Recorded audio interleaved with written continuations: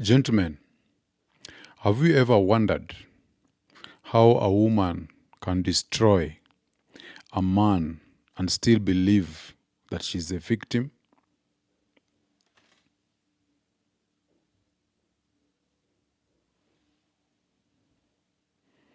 Have you ever asked yourself, how can she betray, lie, and manipulate, and yet look at herself in the mirror with no trace of remorse? That's not madness, gentlemen. That is female solipsism. So, female solipsism is a psychological ability of most women to perceive a man's world as real, independent, or equal to their own. In her mind, only her emotions exist. Her pain, her needs, her fears, her happiness. Those are the only things that exist. Everything else, including you, is a tool, a mirror, or an obstacle. So, in the myth of male power, Dr. Warren Farrell tells us that when a woman hurts a man, she does not feel it because she cannot imagine his pain.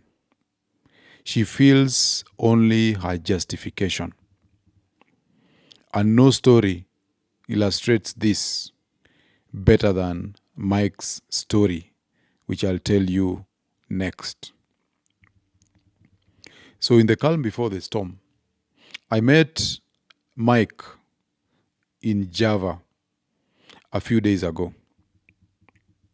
Mike sat upright, the kind of back you can call a ramrod straight. His shoulders were tense, as if he feared his own body might collapse if he relaxed. His voice was low, and it was also controlled, like a man who had been through emotional warfare and survived by discipline alone. So Mike had separated from his wife Diana 3 years earlier, a woman who was both fiery and manipulative. She was the kind of woman who could charm your mother, cheat on you, and still convince everyone that you are the problem. When they separated, Mike thought she would come to her senses. He was wrong. She had moved on, not to heal, but to strategize, as Mike will learn later. She found a lawyer boyfriend, like many women who are separated and going through divorce do. She upgraded her life, and now she looked at Mike's premio as if it were a relic from a life that she had outgrown. Still, Mike wanted peace, especially for the kids. But in the court of female solipsism, peace is submission.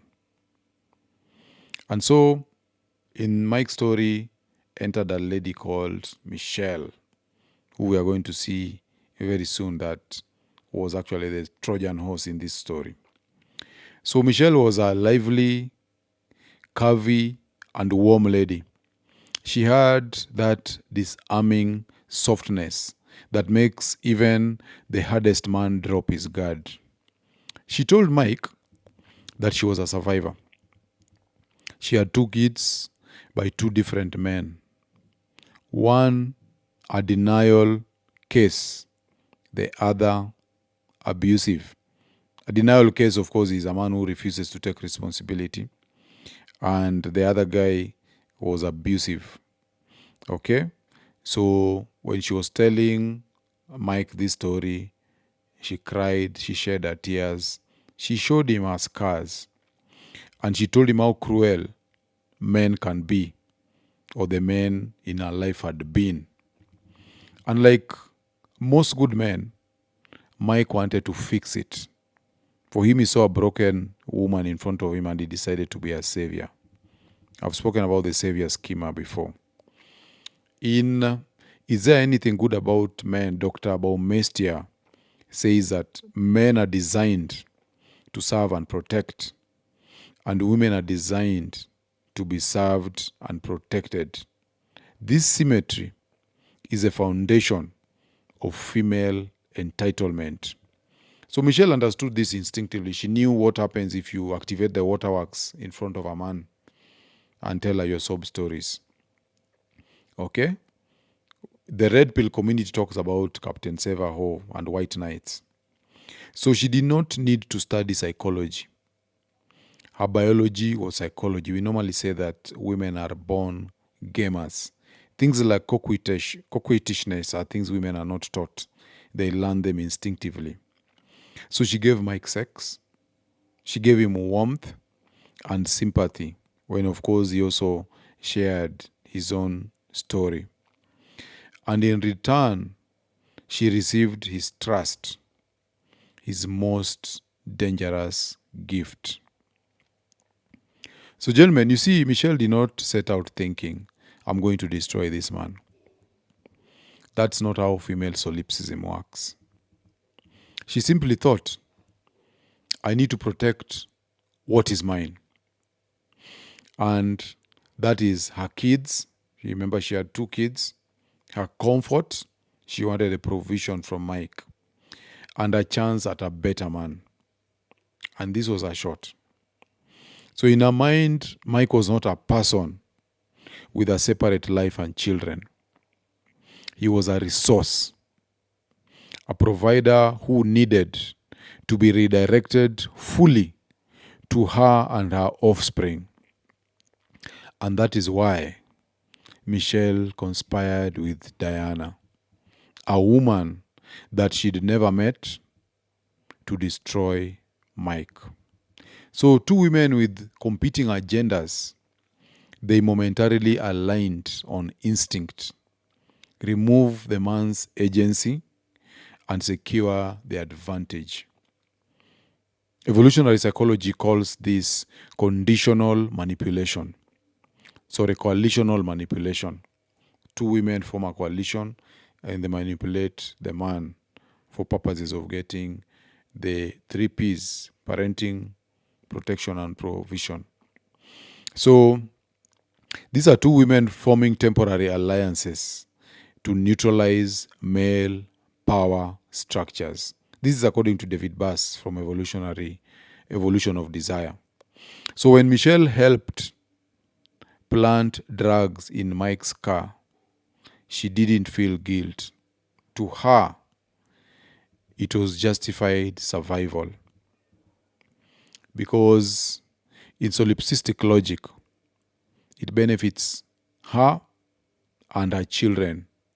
If it benefits her and her children, according to solipsistic logic, it is morally right, no matter the cost to the man. And so they set a trap. So the way it happened is that the night of the setup was cinematic. Mike left his club in Kileleshwa to find 3 policemen and a dog circling his car. The dog, of course, was sniffing the car, and the 2 men, they had their faces scrunched up. They were circling the car as if they had discovered a bomb on that car. So the Alsatian car was going round and round the car, and Mike approached these guys and asked them, is there a problem? They told him, are you the owner of this car? Yes. Open the door. We are the police. When you open the door, the dog jumped inside, and it emerged with a brown paper bag. That paper bag was full of weed. Mike's life unraveled in seconds. He was arrested, humiliated, and charged. Mike had never smoked in his life, so he was not smoking weed. His car was impounded. Just a week later, he was arraigned before court. And in court, All right, he was not arraigned in court. Of course, that took his own life. But now, when he was following the custody case, when he went to court to follow the custody case, Diana's lawyer dropped the bombshell. And he told the judge that this man is a drug user. He's a danger to his children. Even produced the OB number and he mentioned the case to this judge. Mike's world froze. It was all too coordinated. It was all too perfect. And then came the final twist. So 1 week later, of course, he lost the custody of his children because the court could not give custody to a man who was a drug user and was convicted for all intents and purposes. So a week later, Mike was sitting with Michelle at a restaurant, and she excused herself to go and wash her hands in the washrooms. At that time, when Mike was sitting at the table waiting for her, Michelle's phone beeped. Curiosity kicked in and instinct. So Mike picked up her phone and he looked at it. And there it was. What he saw was a conversation that would end his illusions forever. He could follow the conversation, Michelle and Diana. They were chatting, they were coordinating, and they were plotting. The weed, the police, and the custody timing, all of it was meticulously arranged by these two women. Michelle didn't want Mike to win custody because she feared he would be emotionally divided. His love, his money, his energy will have to be split between her, Diana, and Michelle, Mike's ex. Yet, Michelle wanted full ownership of his masculine resources. Gentlemen, that is solipsism in its purest form.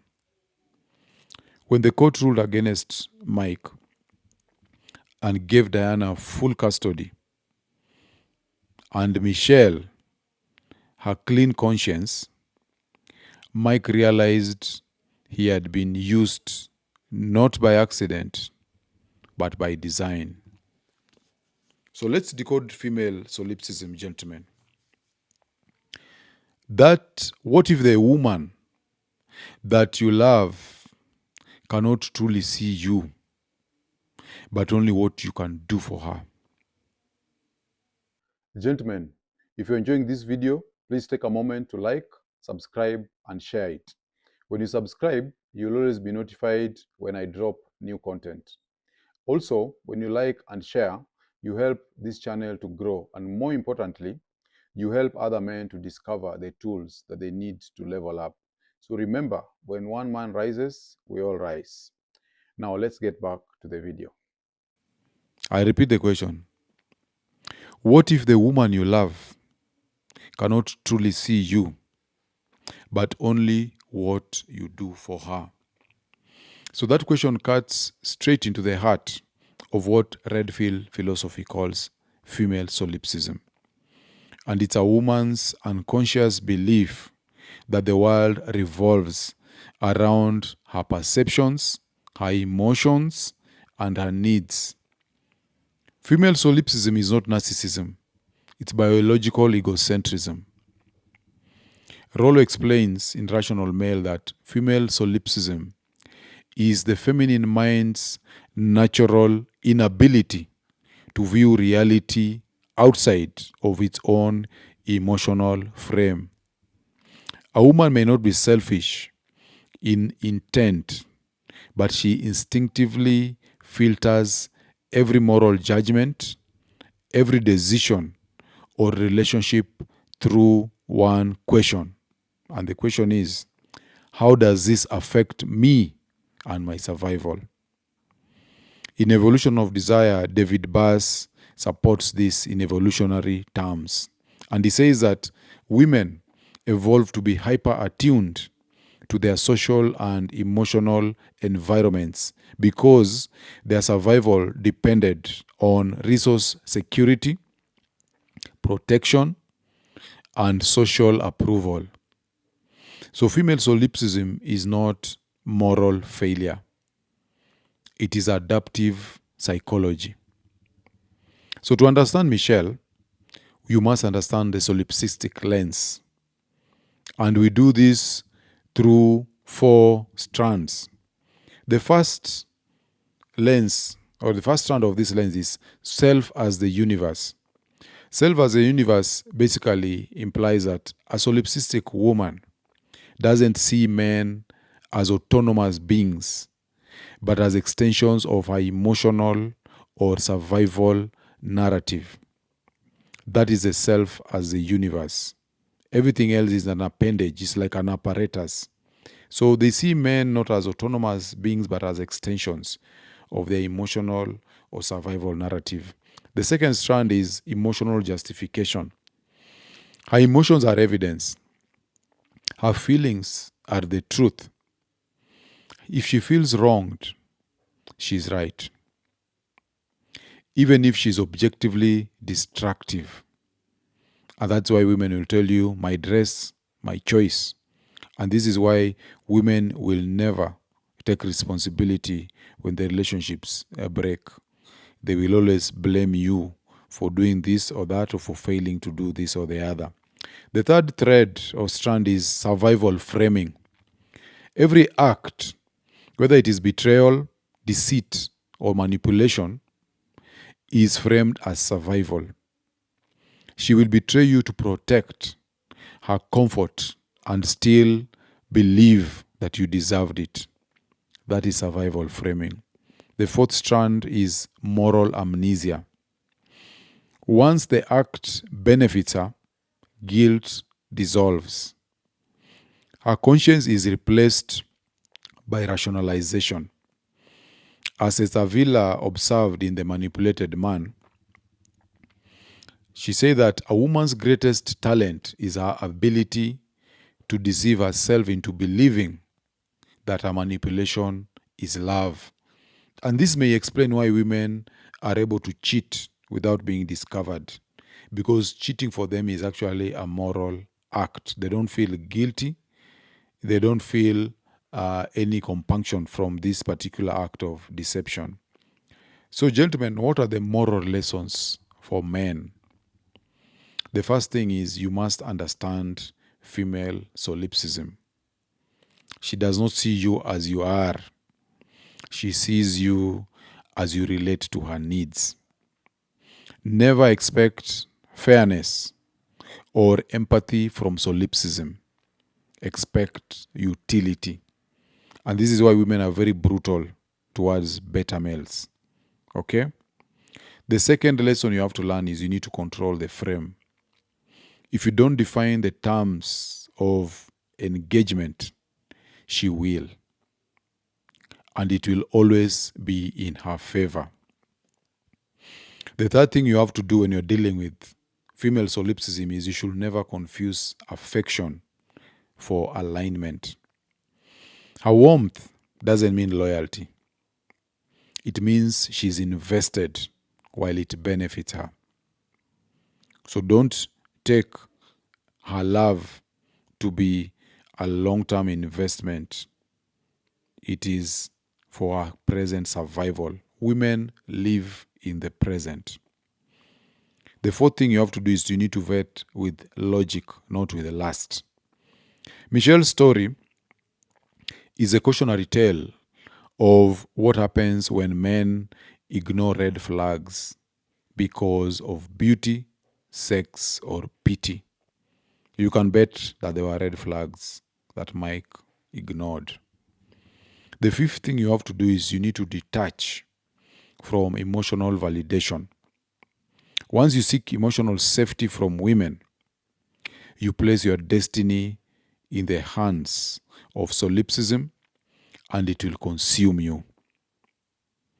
So, gentlemen, in closing, we have to realize the modern man's greatest threat isn't physical violence, it's psychological entrapment.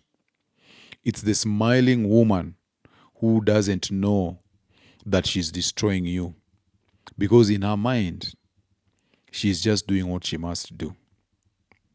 And that's solipsism. She's not evil. She's just incapable of seeing beyond herself.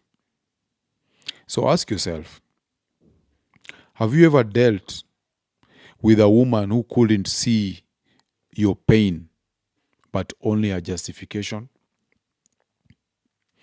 Who made you feel guilty for having needs of her own? A woman who called her betrayal self-care? So share your experience in the comments below, and let's educate the next man before he becomes the next Mike. So get unplugged, and I'll see you guys on the next one.